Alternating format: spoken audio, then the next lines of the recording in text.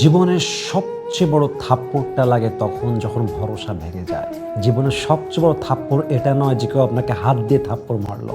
জীবনের সবচেয়ে বড় থাপ্পড়টা তখন লাগে যখন আপনার বিশ্বাস কেউ ভেঙে দেয়, যখন আপনার ভরসাকে ইস্যু করে কেউ ব্যবসা করে। এটা হচ্ছে আপনার জীবনের সবচাইতে বড় ধাক্কা, এটা আপনার জীবনের সবচেয়ে বড় আঘাত, এটাই আপনার জীবনের সবচেয়ে বড় কষ্ট।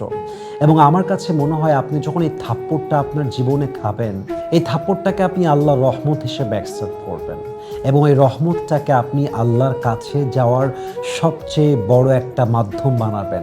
আপনি এটা ফিল করবেন, যদি বিশ্বাস করতে হয় আল্লাহকে করতে হবে, যদি কাউকে মন থেকে ভালোবাসতে হয় আল্লাহকে ভালোবাসতে হবে, যদি কাউকে দুনিয়াতে ভরসা করে বাঁচতেই হয় আল্লাহকেই ভরসা করে বাঁচতে হবে। এই জন্য যত বড় বিশ্বাসের থাপ্পড় আপনি আপনার জীবনে খাবেন, তত বেশি আপনি আল্লাহর কাছে যাবেন, তত বেশি আপনি আল্লাহর নিকটবর্তী বান্দা হবেন। দেখবেন আপনার আকাশ এবং পাহাড় পরিমাণ কষ্টটাও একদিন নিমিষেই মিশে মেছাকার হয়ে যাবে ইনশাআল্লাহ তাআলা।